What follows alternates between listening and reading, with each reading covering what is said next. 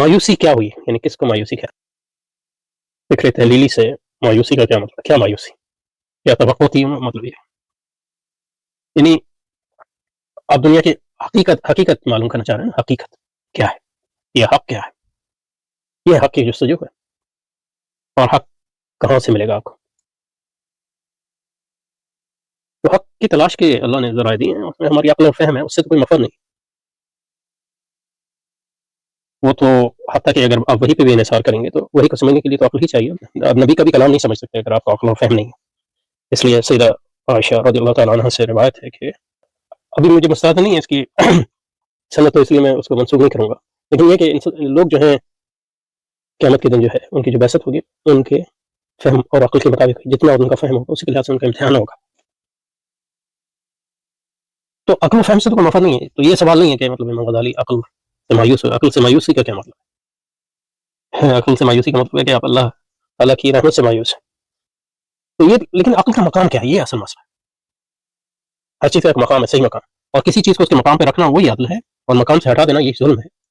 یہ عقل کا مقام کیا ہے. دوسرا عقل کا تصور کیا ہے. عقل کے بارے میں لوگوں کے تصورات مختلف، اور جیسے کہتے ہیں کہ مطلب یہ کہ حکم علی الشیء فرع ان تصور ہی، یعنی آپ کسی چیز کو جج نہیں کر سکتے، اس پر حکم نہیں لگا سکتے جب تک اس کا تصور نہ ہو، کیونکہ تصور جو ہے وہ مختلف ہوگا تو حکم بھی مختلف ہوگا. تو دو چیزیں، عقل کا مقام کیا ہے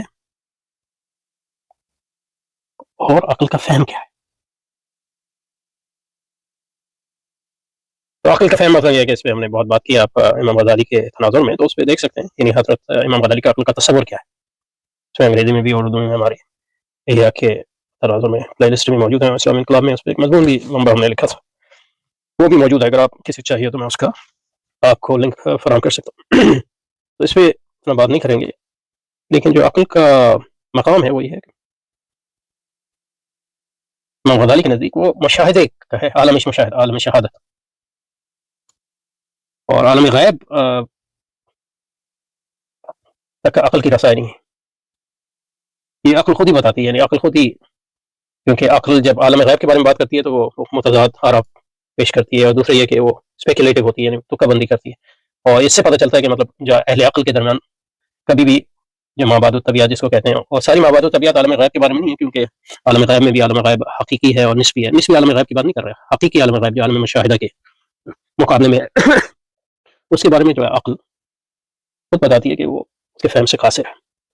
تو جب فہم سے قاصر ہے تو اب جو مایوس ہوگا وہ کہے گا بھائی جناب یہ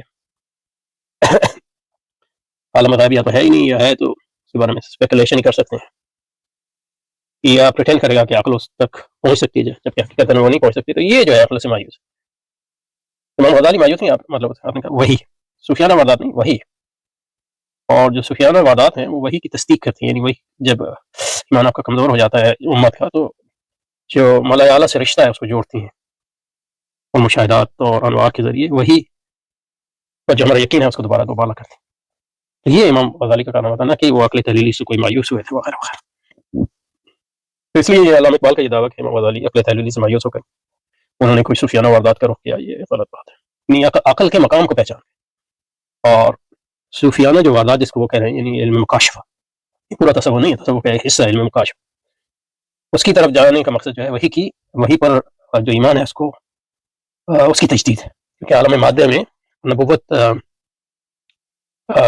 سے دوری کے نتیجے میں، یعنی رسول پاک کے عصر سے دوری کی وجہ سے جو عالم مادہ کی کثافت ہم پہ چھا جاتی ہے، اور جس کے نتیجے میں ہم جو ہے وہی کے نور کو نہیں دیکھ پاتے، اس کثافت کو دور کرنے کے لیے علم کشف، علم مکاشفہ، جس میں یعنی رسول پاک نے فرمایا کہ خواب جو ہے نبوت کا 40واں حصہ ہے، اور بشارات ہیں. نبوت ختم ہو گئی ہے لیکن بشارات ہیں، مبشرات ہیں وغیرہ وغیرہ. تو غزالی نے فکر تعلیل سے مایوس نہیں ہوئے، وہ فکر تعلیل کا مقام پہچان لیا.